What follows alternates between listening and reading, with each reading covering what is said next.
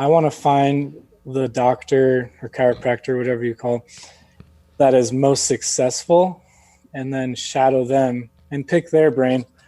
I would say maybe rather find someone that has the life professionally and personally that you envision for yourself and that you want to have, and shadow them. You're listening to the Restoring Human Movement podcast, where movement experts discuss the latest evidence-based practices to help you and your clients move with mastery. And now, your host, Dr. Sebastian Gonzalez. Hey everybody, welcome to the Restoring Human Movement podcast. This is Dr. Sebastian Gonzalez, your host, and we're going to have a interview on today, which you heard a little tidbit of. This is Kyle Hemsley. He's actually going to be part of the live intro today. Kyle, say what's up. How's it going, everybody? Hey.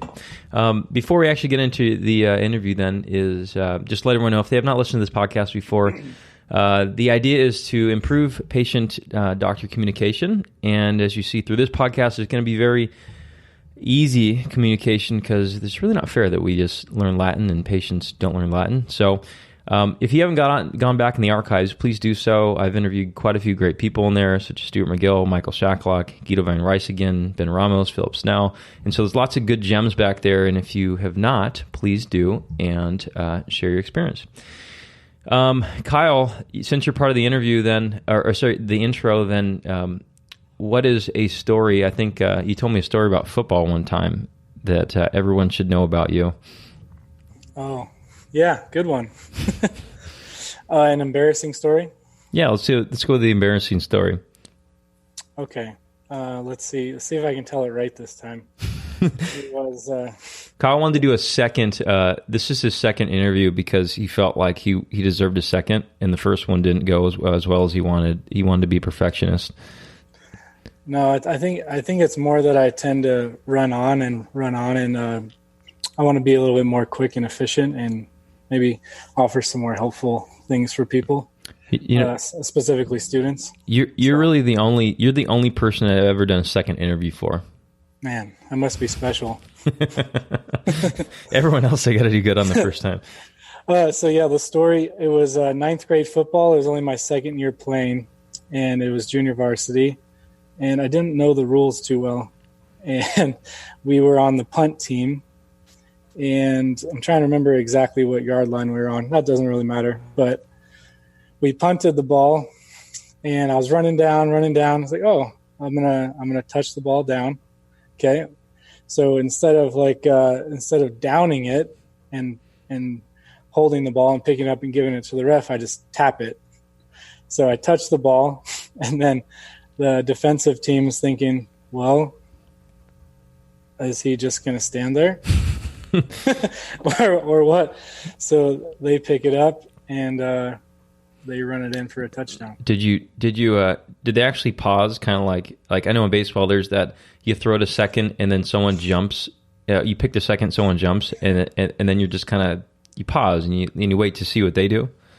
That's exactly what happened.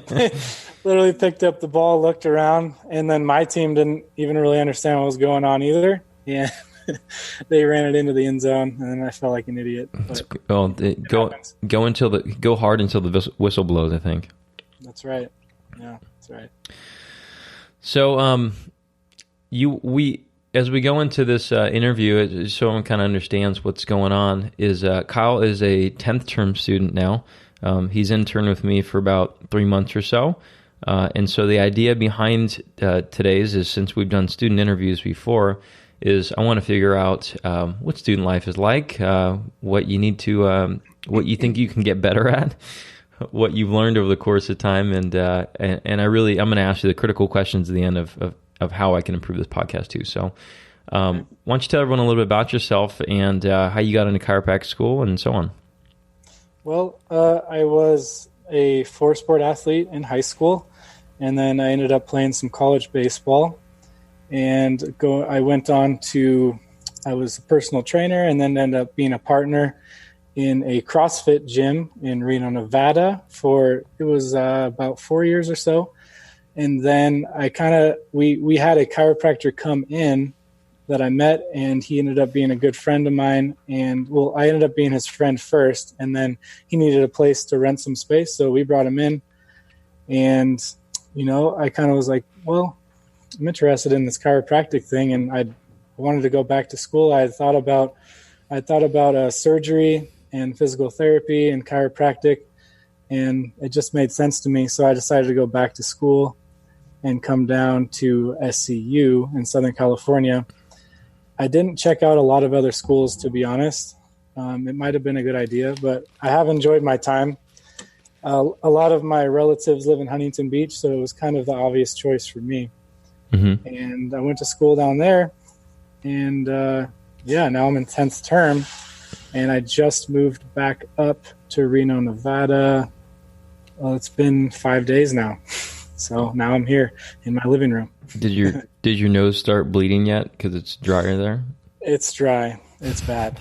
Yeah, it's dry.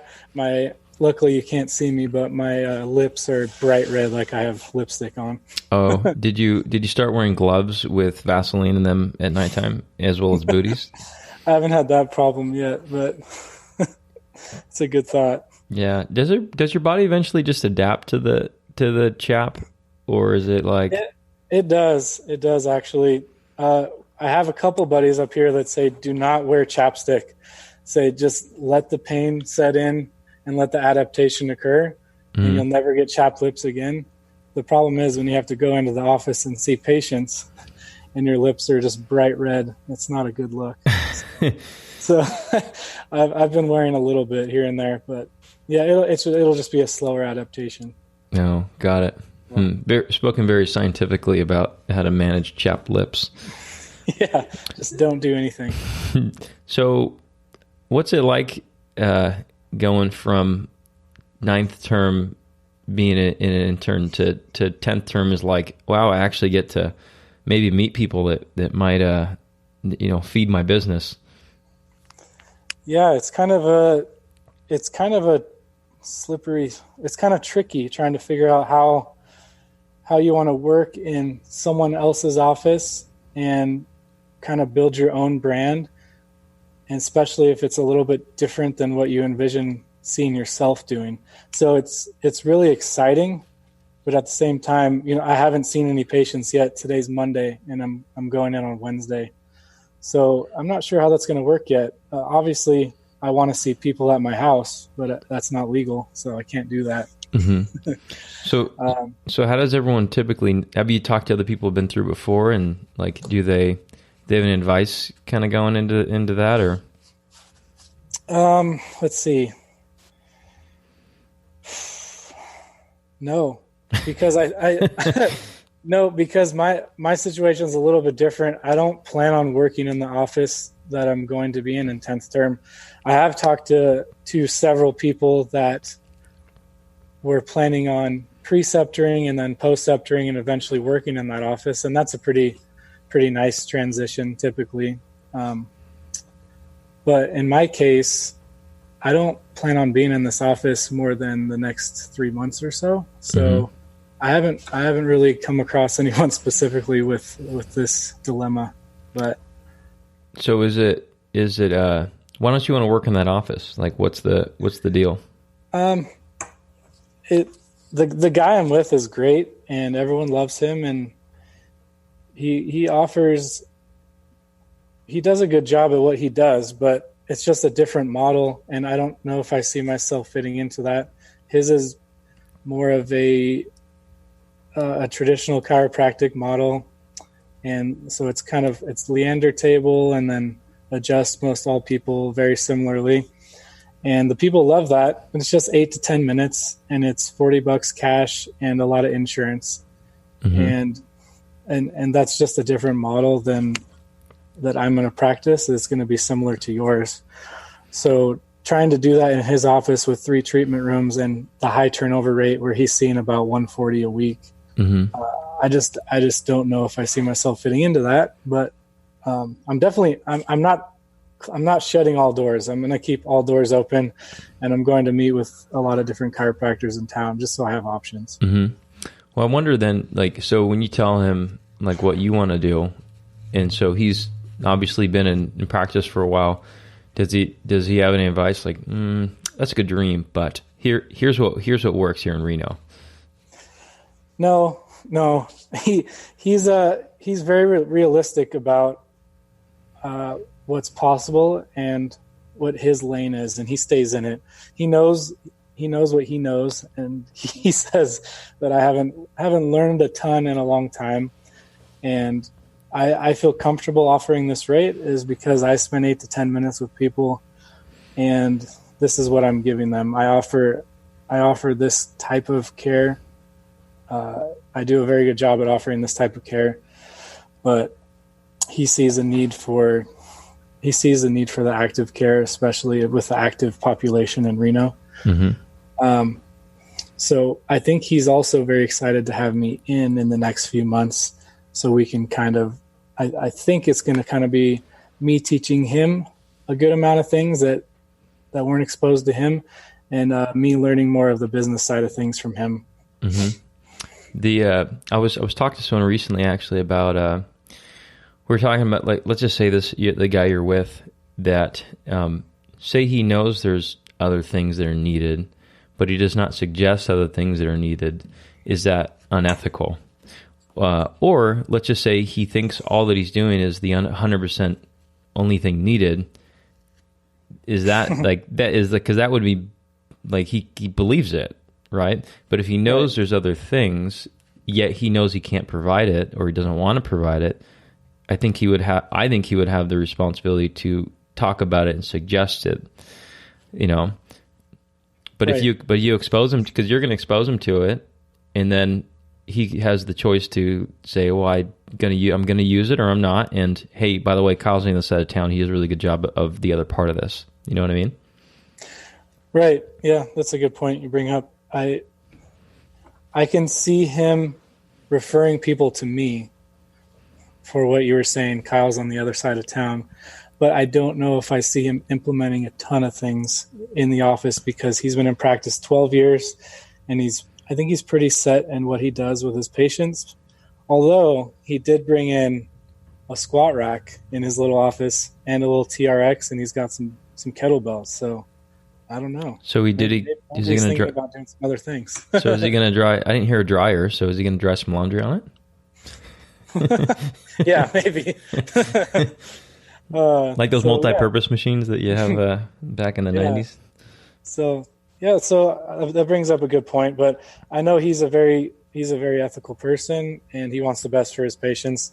But I don't think there's anything in his mind saying this is the end all be all, and you just need me to deliver the chiropractic adjustment, and that's going to heal everything. So that's not his mindset.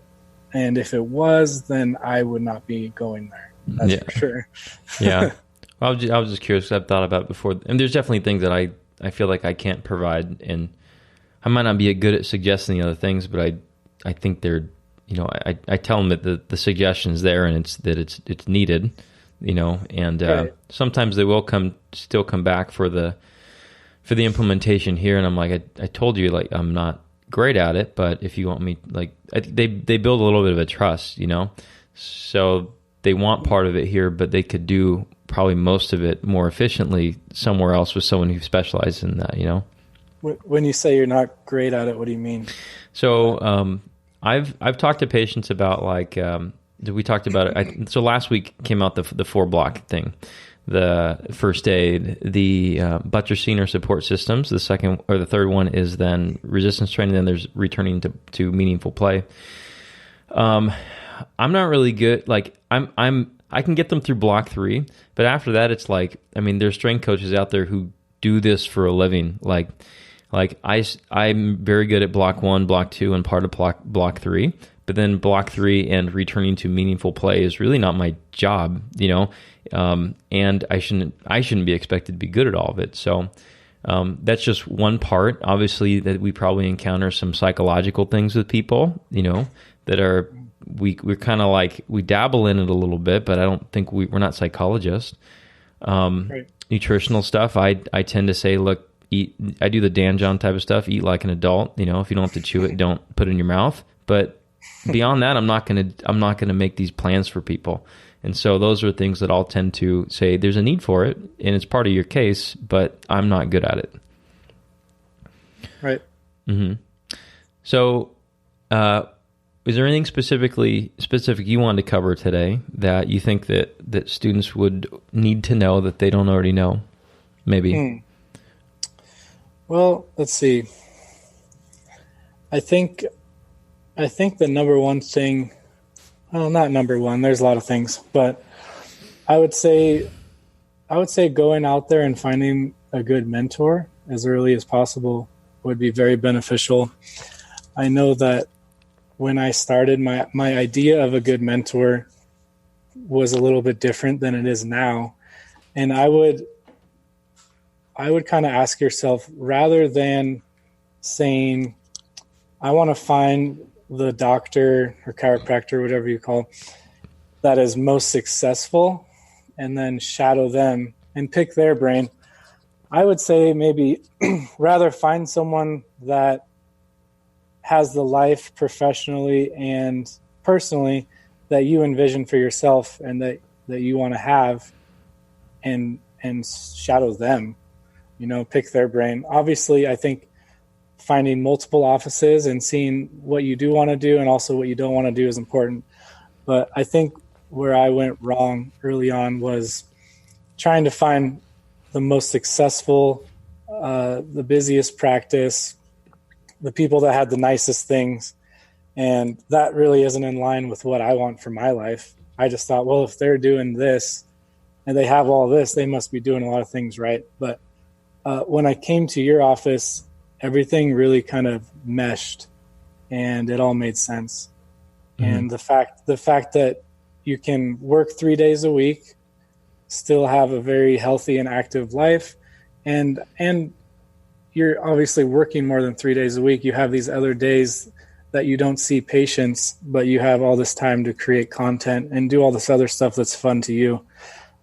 That I had never thought about that before. And I think when I open a practice, that's actually how I plan on doing things. So I'm not saying that everyone's going to click with you, but I think that's something I would look at more early on in school as opposed to the success and the dollars. Mm-hmm. I think it's a good advice, probably. I saw a movie last night called Morning Glory. Sadly, I mean, actually, I liked it, but I'm embarrassed to say I watched it. The premise of the movie was there was an anchor who was Harrison Ford, and then there was a producer who was Rachel McAdam, and one was old, one was young, obviously.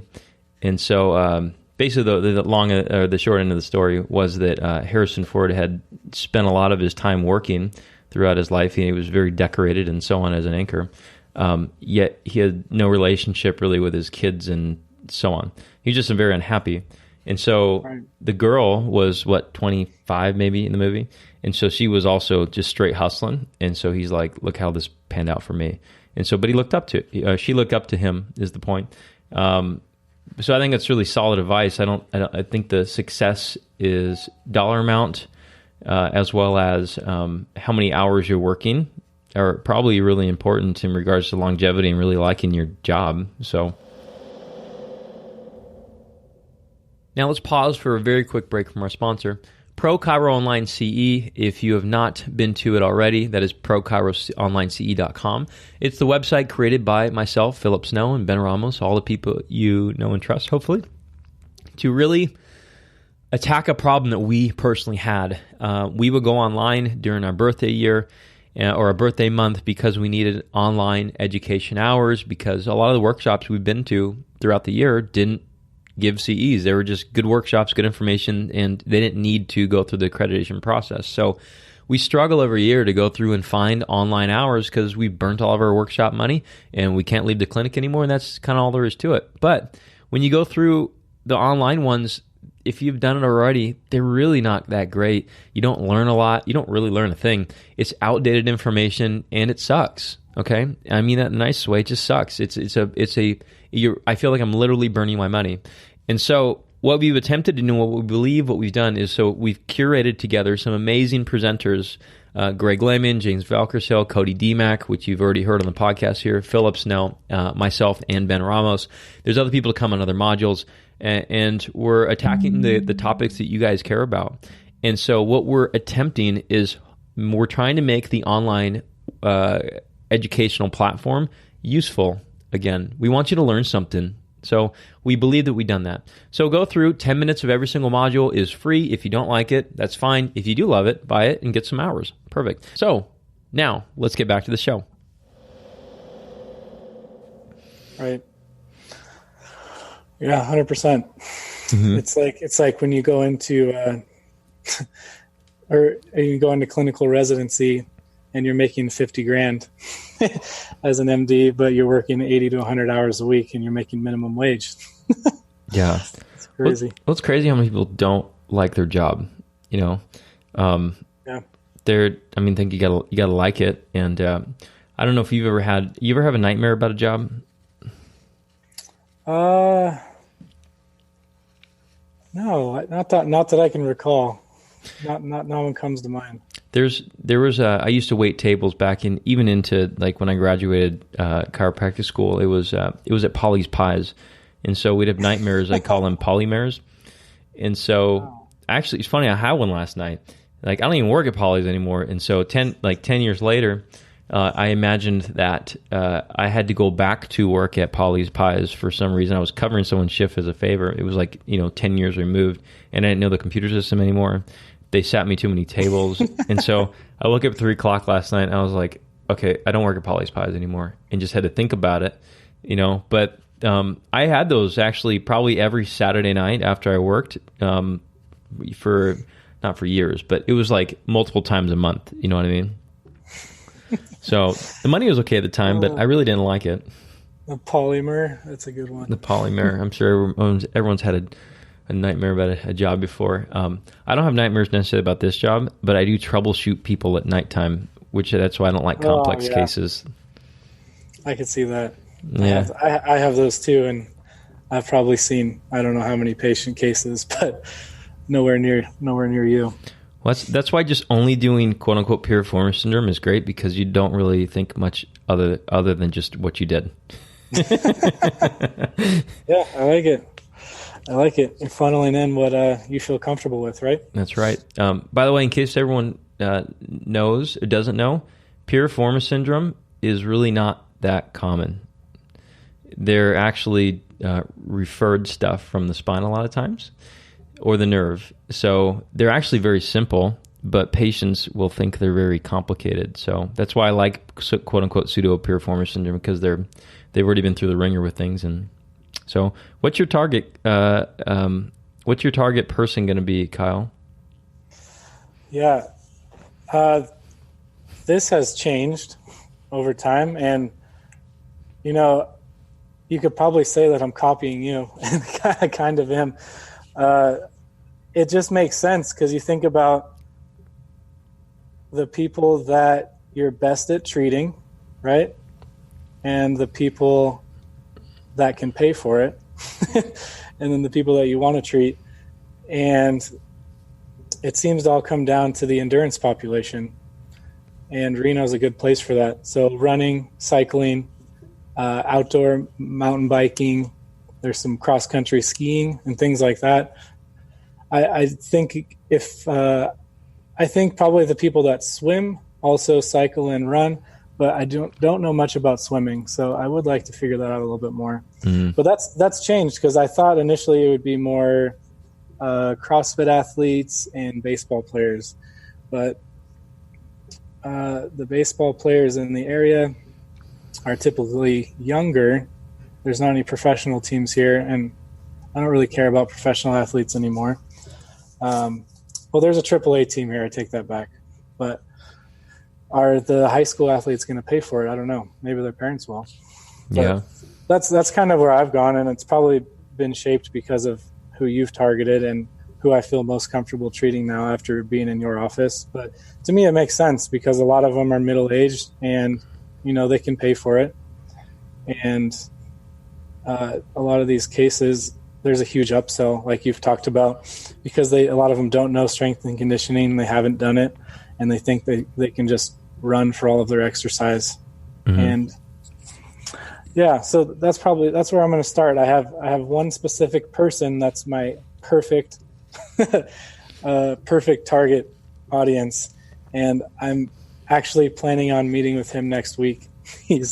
and talking with him about the pains and aches and all these things that he's gone through, the struggles of training for his triathlons, mm-hmm. and getting a better idea. He's an emergency room physician, so he has crazy hours, and then he's super type A, and he just charges, and I'm just looking forward to it. He's a good guy, and he actually doesn't really believe in chiropractic, so I'm going to hopefully change his opinion on that too, and just let him know that I don't need to adjust C1 and fix everything. Yeah.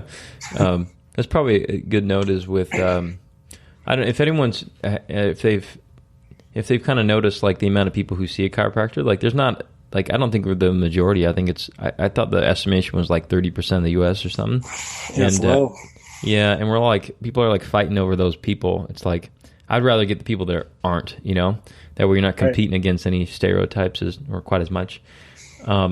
Just to clarify on some things too, in case the listeners are wondering, is a lot of things that we'll see in this office, at least when Kyle was here, was we'd see a lot of low back, either discogenic or nerve based. We'll see a lot of groin pain, posterior buttocks pain, or tightness, hamstring tightness, IT band types of stuff. And so it's kind of like the low back and like hip regional type of stuff. We had other things of other types there, but that was the strong dominance of things, right? Yeah, absolutely. Yeah, some shoulder and neck here and there, obviously, which I like shoulders too, but it seems like there's a lot quicker and easier wins in the hips and low backs. Yeah, there's a lot. As you know from working with my shoulders. Yeah. So there's I don't think I told you this thought before, but I've had a couple people tell me with say those steaks, right? They're like, hey, you should start making tomahawk steaks. You should start a restaurant with tomahawk steaks. And I'm like, I'm not going to do that, And they're like, oh, but they're really good. I'm like, but it's not what I'm passionate about, and it's not what there's other people who are really good at it too.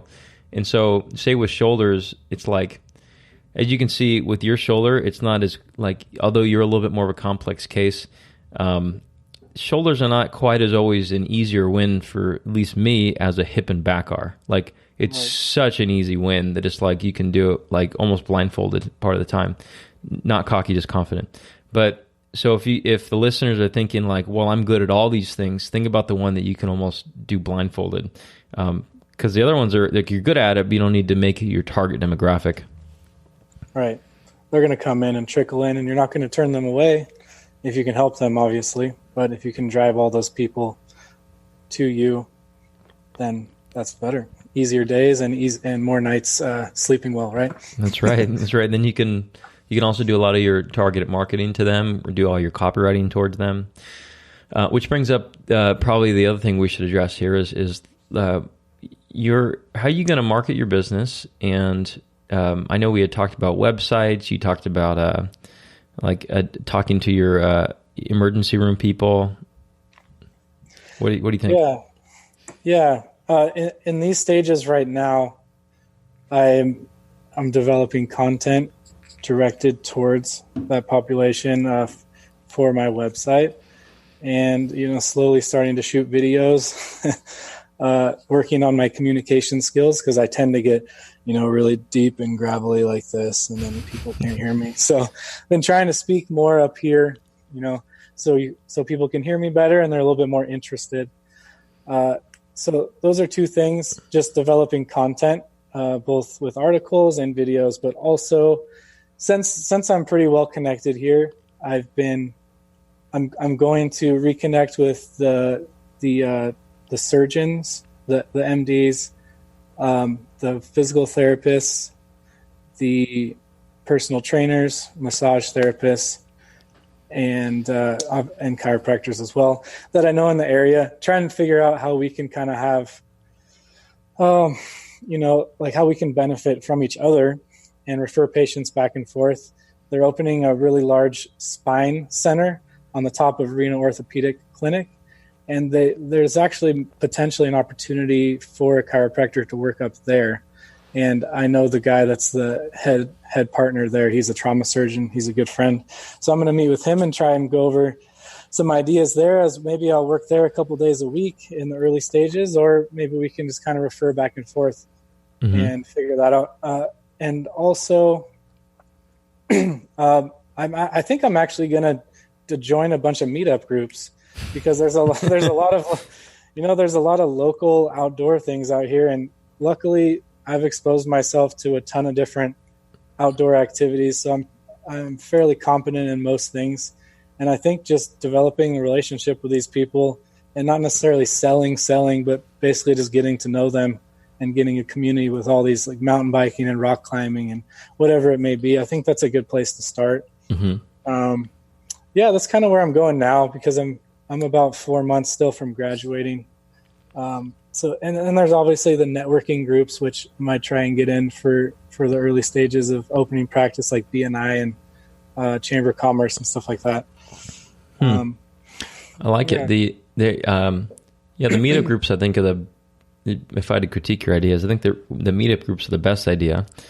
But I know down here, I know there's not as much outdoorsy ones. There's like, let's say mountaineer and wilderness types of ones. There's more like dog walking and beach. There's beach volleyball. That was a good one to go to. Okay. But I don't think, for the listeners wondering, like, well, I don't have as mountainy area to, like, it doesn't matter who you, like, you can just go to any of them, really, as long as there's a big enough number. It's the connection, not necessarily the activity. Right. Although the activity is helpful for your target. Yeah, that's kind of what I'm going to target there. But obviously, I can do anything. Maybe I'll do like a dancing one or something. Who knows? Yeah, you should. You got to watch out in those. Those are like, as I've observed going to meetups, they're typically people who just moved to the area, and like, so they don't know anybody, and so they might think that you're also one of those people and that you're single. So, but at the same time, they probably were relocated for a job or something, and so you're the only dude they know, chiropractor. Yeah, that's perfect. Yeah. Okay with that. Yeah. I can see now just a bunch of chiropractors joined meetup.com today, and you go to a meetup and it's just 5 chiropractors hanging out talking about. Yeah. Oh, that's funny. So what else do you think is useful for students that, because I know that you wanted to re-record this because you thought you could do better. Right. Yeah. I thought it was less important to talk about my personal story and what led me to here, and just more important to ask you a few questions and go over kind of the things that maybe I would change going through school and changing my outlook or changing emphasis in certain things. Okay. Yeah. Go ahead and take the mic then. I had a couple mental notes. I think one would be focus on what you can control, because there are a lot of frustrations throughout the program, and I think it's going to be really challenging at the start, and then you're going to get to this point where, well, why are we even paying for these classes and we're not learning anything? It's just a part of the process, and enjoy the process. And I think every chiropractic school has these little holes where there's high turnover rate in faculty, and it's just part of it. So if you're already in school and you've already made the decision to jump in, then just fully commit to the process and be okay with where you're at. You can only control your attitude throughout the whole thing, and having a negative outlook on it is going to do you no good. So try to avoid other people and their negativity bringing you down, and bring them up with you. And if they don't want to, then let them go. So that was one thing. I went through a period where I was a little down on the school and pretty negative, and I thought about transferring, but it was wasted space in my brain. Mm-hmm. Wasted space where it could have been spent somewhere else. Mm-hmm. Dan John talks about some of that wasted space stuff, right? Mm-hmm. If you got to go to the DMV and it's on your to-do list, just can't cuss on here, can I? You could. I'll just hit the mark it explicit. It's okay. Just get it done. Get it out of your brain. You don't have time for it, right? Yeah. Well, I'll tell you what you told me. I said, "Oh man, I got to stop cussing in my workshop." You said, "No, it makes me believe you more." That's true. Let's see. I think also focusing early on school on anatomy, getting a really strong foundation in anatomy is very useful. And I think most people early on in school, that's when they're most motivated. So hopefully that's going to take care of itself. But I do know some people that kind of just breeze through that and they're like, oh, I'll just get a C and this and that. But no, I think it's really important to know the anatomy, especially the extremity anatomy and the spinal anatomy very well. And it's going to be so much easier later on when you're learning, the myotomes and all these clinical skills. It's just going to click like that rather than having to go back through your notes and learn everything, So especially, and also if you're going to be an ART doc, which I'm not going to do, but it's definitely useful in some scenarios, then you're going to know where the origin insertion is, right? You're going to know that you should always know that, what do they call it? The OIANs, the origin, insertion, action, and nerve, so innervation. Probably to add to that too, it's probably important to be pretty good at open and closed chain mechanics. Sure, absolutely. For muscles, and that's another big hole. Is also strength and conditioning, which I think most chiropractors are pretty awful at. And it's important to know because if you're working with some of your best referral sources, are going to be from personal trainers and strength coaches. So if you can't speak the language with them or with your patients coming in, then you might not be as well respected, and they might not send you people. Go ahead. Yeah, actually, something on that too. I think it's. I've hit it a couple times in this podcast before, not this one, but other ones. Is that I think you're probably like a really good one to ask on this, is because I've noticed that a lot of quote unquote docs who lift talk about lifting and loading, and then I don't think it always equates the skill set. Like honestly, I lift a lot less than probably most docs who are promoting docs who lift, but clinically I feel very sound about coaching it. And so you've had a lot of experience lifting.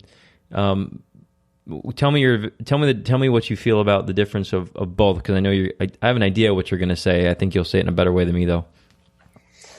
Yeah. Can you reiterate the question one more time? So I think what I wanted to clarify was, just because you lift a barbell doesn't make you qualified to teach loading in active care. Right. Yep, absolutely. And I think I was better, for me personally, I was better as a strength and conditioning coach for patients that are in block three plus, maybe, like they're moving through traditional strength and conditioning, but they're more advanced and they're more reaching for performance.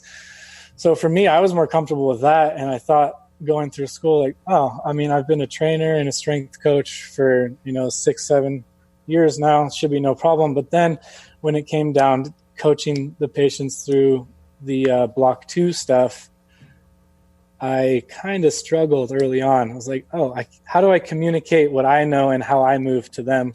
So learning these internal and external cues from you was very useful. And that was actually something I had in my notes a while ago that is completely missing in school. There's really no talk of that, internal and external cues. We only got that from DMAC when he came into the school in the early terms. But I think practicing on one another as students is very important, or practicing on family members early on throughout the whole program would be very useful. And I think you'd be surprised to find how poorly they move and how difficult it is for them to get to do what you want them to do. Yeah.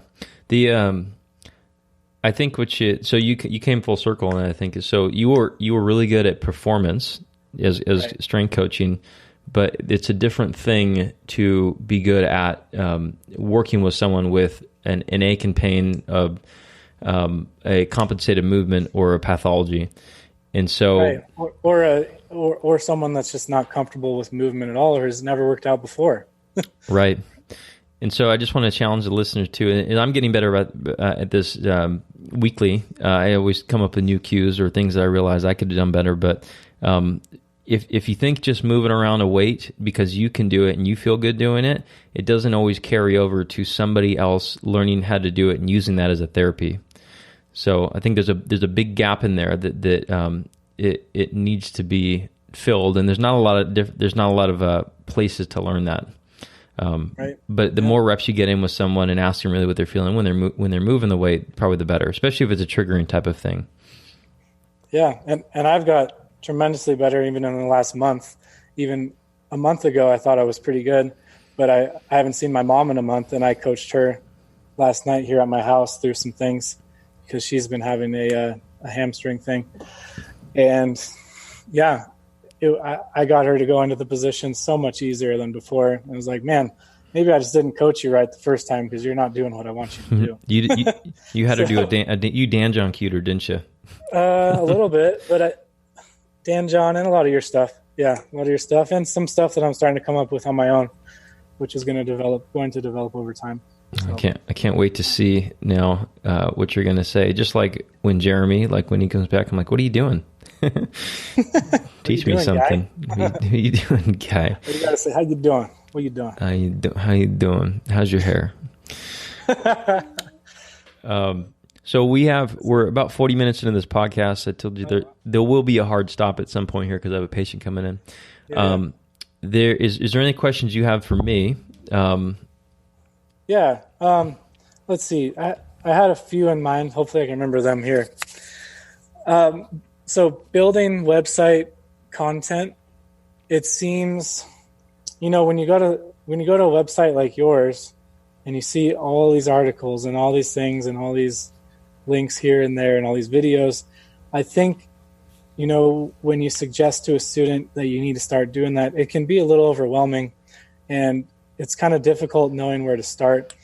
And I know that Jeff Langley has talked about this on his podcast, and it's helped me. But I think maybe you could offer some good insight, and I'm sure there's people that listen here that haven't listened to him. So where would you suggest starting if you're a student? And is there any difference in if you start in term 2 or 3 as opposed to starting in term 6, 7, or 9, 10? Or you think you just start here and then you start growing slowly? Yeah, I think. Well, it's funny. I think in term 2 you'll write a better article that'll have a better feeling. Like there'll be more emotion with it, and you won't be as clinical because you don't think you know as much. Term right. 7, you're going to write it like a biomechanist, right? Which is not fair for the patient to want to read either, because it really is like it's like they make the decision to come to you based upon their gut feeling. It's like you can throw all the biomechanics at them within that article, but it's going to have a very different feel than reading. I don't know. Helen, was it Helen Keller? Didn't she have I don't know. What's the one where the girl was in Nazi Germany and she had to hide in her room? Oh man, this is something Frank. Yeah. Anne Frank. Diaries of Anne Frank. Anne Frank. So I mean, there's nothing technical. It's just a story. So there's people get more out of that than they would out of the biomechanist part. But I think where the magic comes in is where you can blend the two and you make it so the person feels like there's some hope and some easy wins in there. So I would definitely start writing stuff in term 2, mainly about things that you're experiencing personally.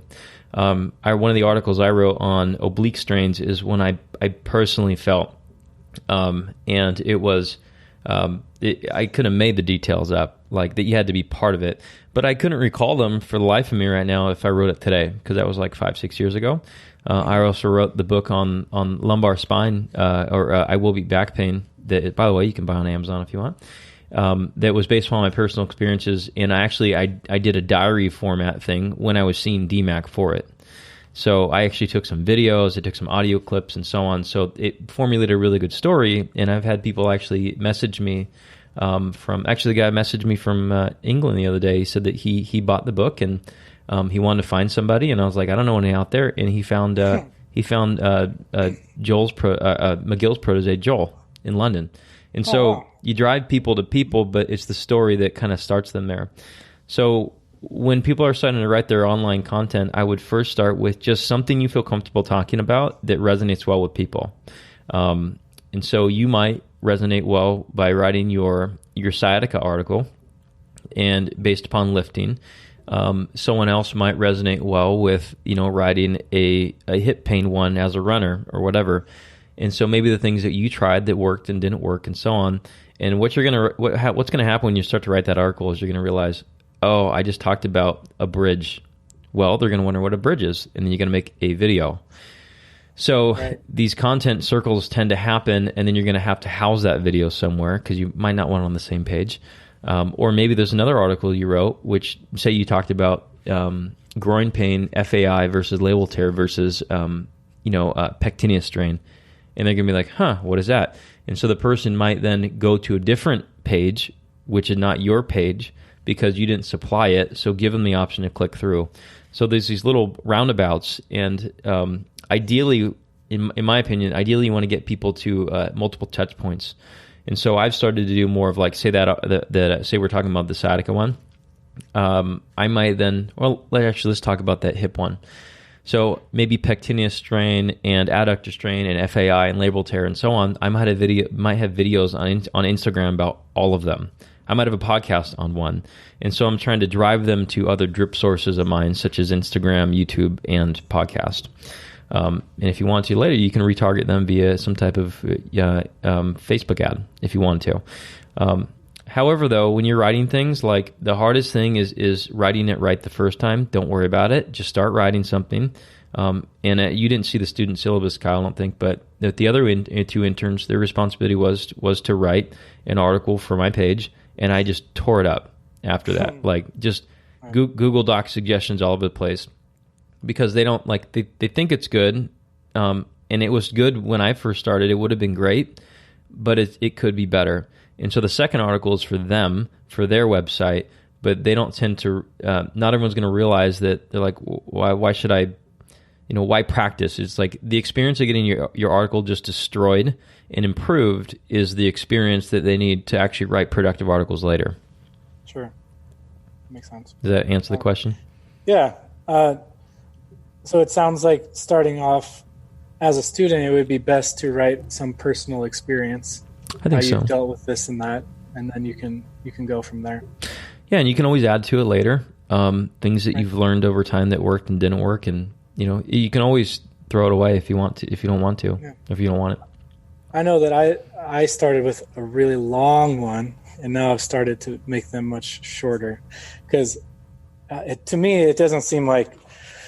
Well, I know my personal experience. I prefer things that are a little bit shorter, more to the point, and then I prefer a click through.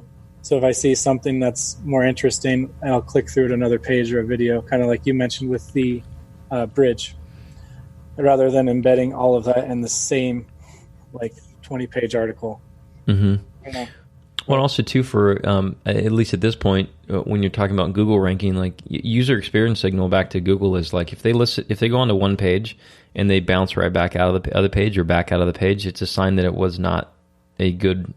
It was not a good resource for the thing that they searched for, and so you want them to dig deeper in your page, anyways. So, because they kind of is Google kind of looks at the consumer experience, right? And then that ranks you a little bit higher. Yeah, they used to. I'm sure they changed it over time, but before it was like you can scam it. People used to do like black hat types of things where they would dump a bunch of keywords like computer, so the word computer because they're trying to rank for computer. They would put white text on white backdrop, like they would just scam the system. So I didn't know that. Yeah, so there's a bunch of like scammy things out there, but for the most part now it's like if you went through and typed up like gray video game system in the 90s Super Mario Brothers. Like you don't even have to say Nintendo, it will show you a picture of Nintendo. And so it's to get them to the result they're looking for, not just necessarily only the search. Got it. Makes sense. Okay. What do you I just had another question that just came up. Maybe list a few things, maybe 3 things that you would do differently now if you were going to open up shop as opposed to when you got out of school and you were a new doc opening up. Opening up, not intern. Yeah. Let's just say what you would do now differently if you were going to open up your own office as opposed to when you graduated. Or you can even say the pluses and minuses of what you think about opening your own versus being an associate. If you want to slide that into. Well, I think probably I like your meetup idea. I would do meetup probably. Okay. Actually, I think I told this to Nathan the other day because he asked, "How did you get your first patients?" And I said, "Well, I went to a BNI. I was in BNI for about, I think, 6 months or so, and I was also in a track group for 6 months. Between both of them, one of them was free, one of them you had to pay for. Between both of them, I made pretty much the equal amount of money within about a year's time, and I actually liked going to track group. So okay. I would pick things that you like doing and just hang out in the people that still refer here were from that track group, you know. So there's something to building those relationships. So I would probably meetup sounds good. I'd probably pick up a couple new hobbies that I want to try out and stick with the one I like. Just from a business perspective, then, if you're going to start your own, you should keep overhead really low. I started around $1,000 a month of paying somebody, and that was back in 2008. So more money now, probably let's just say $1,400 now per month, which is too much. So I would keep it much lower in the beginning, and once you feel comfortable getting your revenue stream in and you have people returning, then you can venture out into a little bit more. I still wouldn't buy a place straight away, and I wouldn't purchase anybody's practice. Agreed. So good. And let's see, what was another question there? I embedded associateship first. Oh, your own thing. So here's something I've been thinking about, because if you're people who are associates have probably never owned their own business, and people who are starting their own business decided not to be an associate, or at least initially.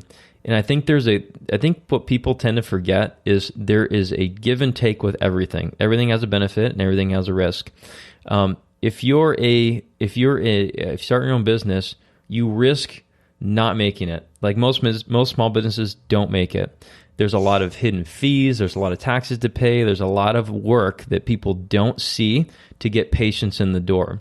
So on that note, if you are an associate and you don't do physically anything to get anybody in the door, but that doc is taking 50% of your money, I think you're still kind of lucky, you know. But I think as we see that when someone wrote an article that was interesting, it was like that they say that, and I've never been an associate, so I can't necessarily speak for everybody here, but I thought, that's good logic with it. Is because I've had friends who were associates, and they got really irritated that the doc was taking their money, quote unquote.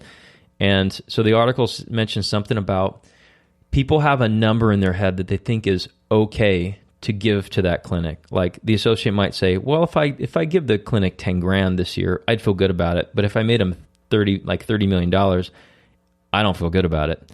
And so there's a breaking point. But I think the thing that they don't see, and this is something that I want to make sure that anybody who's an intern of mine does know ahead of time now, is that I spent 3 months training you to become useful at some point for my business. You get one-on-one education with it, like stuff that you won't have gotten in school. But just know that just because, so you spent 3 months spent 3 months learning.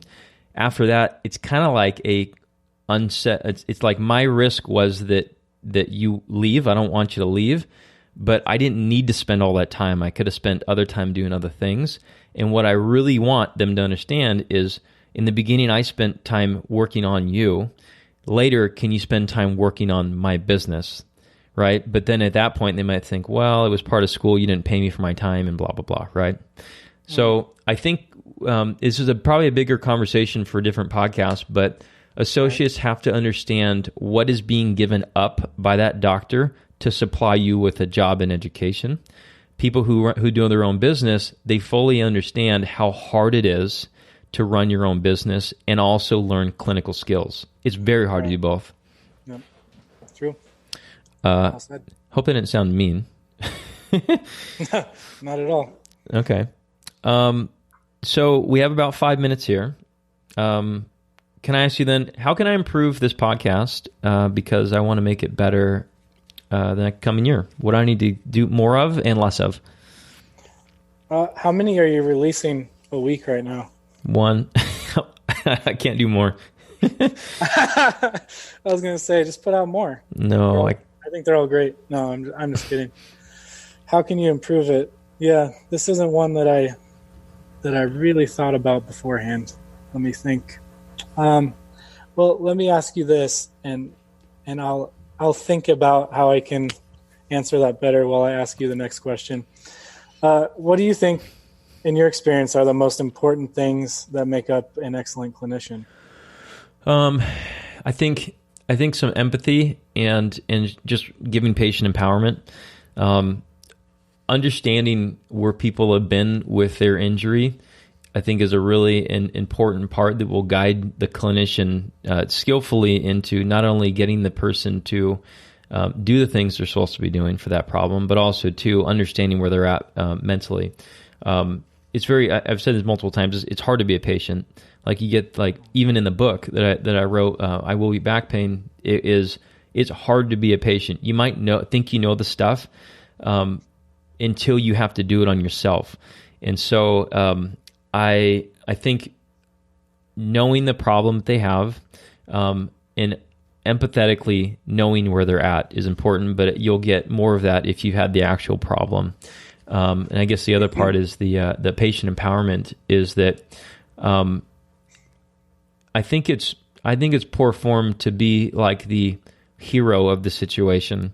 You should be guiding them, in my opinion, and getting them to be on part of the team that is their recovery. And you just tend to be, you're literally just the guide. You're like the wine connoisseur guiding them through their experience. So I think tools for empowerment is helpful because if you only have tools for dependence and pain relief, it's really hard to empower the person. I like that. Yeah, I feel like so many people come in and just say, "Oh, fix me. Oh, this is out. I need you to put it back in." And it's like, you don't need me to fix you. You can fix yourself. I just want to be the guide. So I think that's a good way to put it. Yeah, probably on that same note though too. Like, people are going to ask for certain things, but I think Henry Ford said it is if I listened to what people wanted, they would have got faster horses. So I think you have to innovate for these people, listen to their concerns, but also guide them. It's very hard to be a patient. Sure. You know what? One thought I had about the podcast was, I don't know how you feel about it, but it would be interesting to see how it would go if you brought on some really straight chiropractors and interviewed them. And, they could obviously talk about their philosophy and the ideology behind, because they fully believe 100% in what they're doing. And there's something to that. And they're also very good salesmen. So it would be kind of an interesting conversation. And I don't think it would need to be like combative back and forth. Yeah. It might be like a different perspective to see. And I know it's restoring human movement and it's more of a rehab based, but it was just a thought I had. Maybe even just one person might be something interesting to throw on there, see what people thought. I'm open to that. I think, though, so if there's any listeners that know of a straight doc who's very open-minded about just sharing the conversation, not being combative, I'm not saying everyone's going to be combative, but I think there's something to learn from everybody. And so if somebody knows of somebody who is willing to have this conversation, because I don't know anybody, have them reach out to me and I'll kind of screen them and see which one has the best rapport, and maybe we'll do that one. I have an idea for you, but I'll send it to you. Okay. One other quick thing, I was just wondering, what are your thoughts on people chasing so many certifications and letters behind their name? Yeah, it's I think it's a hard thing. I'm thankful for the education I've gotten through ART over the years. However, I think that when we go down the route of too many specific certifications, like your FMS, your ARTs, your SFMAs, and so I think there's all the important parts to it. However, I think we have to consider that these are businesses too, and they've done a very good job of promoting themselves or promoting their methodology, which I do like their methodology, and I use parts of all of them. However, if you get too deep into it, since they are good they now have a name. They can charge a lot more. I know how it is to be a student. I literally cannot afford anything else other than that one certification in that year. And so I think the knowledge in there are important. However, I would really do a cost-benefit analysis of figuring out what you can also spend your money on, and is it going to be worth more clinically than learning more of that similar topic. I do advocate that everybody go to an FMS, an SFMA, an ART, a TPI, like all these ones. Like I haven't been to FRC yet, but I'm probably going to go to one. And I want to see what I can learn from them. However, going further into that, it might not have a more benefit for the dollar. An example of something that I think I've told you the story after I spent a lot of time doing manual therapies for about 5 years. Not until I met DMAC did I really realize that we could like one of the modules that we have on ProChiro is $100, literally $100. It's so cheap. And if you apply that, you will be surprised how much shit you will not have to do manual therapy on anymore. The one with DMAC? Right. So the one I bought it. Yeah, I know you bought it. Kyle was the model for one of them, so I feel bad. He bought it before I could give it to him. But I'm happy to pay for it. It's great content. It is, and this is not just like promo for. I know that. By the way, I do make money if people buy ProChiro, but like I said, I think that if you don't fully understand like the context of what I'm talking about for the